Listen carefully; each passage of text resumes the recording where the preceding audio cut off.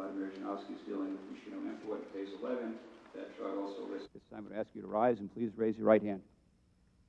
Do you swear the testimony you're about to give before this subcommittee is the truth, the whole truth, and nothing but the truth, so help you God? We will be using a timing system today. Senator, I am not now, nor have I ever been, an oil trader, and neither has anyone on my behalf.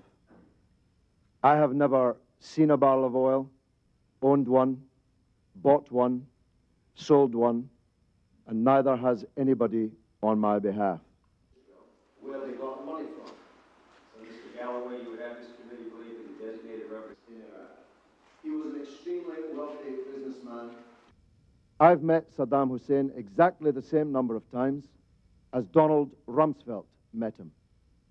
The difference is Donald Rumsfeld met him to sell him guns and to give him maps the better to target those guns.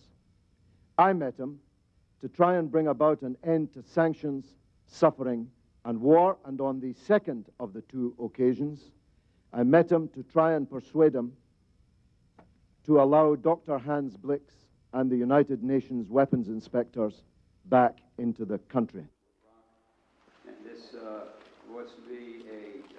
I gave my heart and soul to stop you committing the disaster that you did commit in invading Iraq. And I told the world that your case for the war was a pack of lies.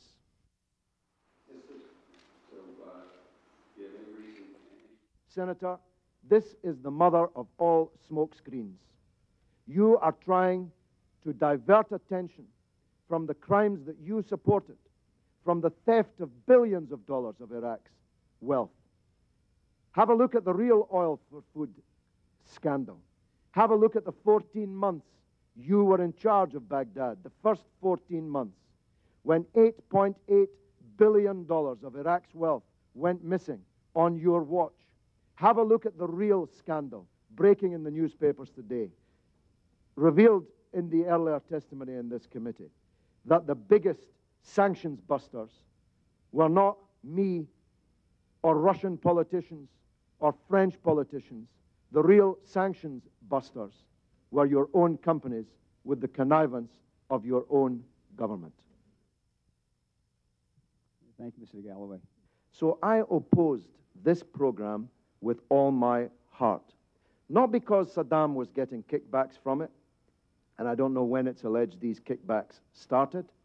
Not because some individuals were getting rich doing business with Iraq under it, but because it was a murderous policy of killing huge numbers of Iraqis. That's what troubles me. That's what troubles me. Documents that were put together after the fall. But to the people watching it, I thought that I established what I intended to establish, and namely that the rest of the world doesn't see things the way they are seen from inside the bubble of the neocon right-wing Republican power here in Washington, that most people think the real villains of the peace on Iraq are not Kofi Annan, me, or President Chirac, but here in Washington. This wasn't a wrestling match. I had one goal in this, and that was to simply make a record. And I think we did that. I think that Mr. Galloway's credibility is certainly very, very suspect. And if, in fact, he lied to this committee, then there'll have to be consequences to that.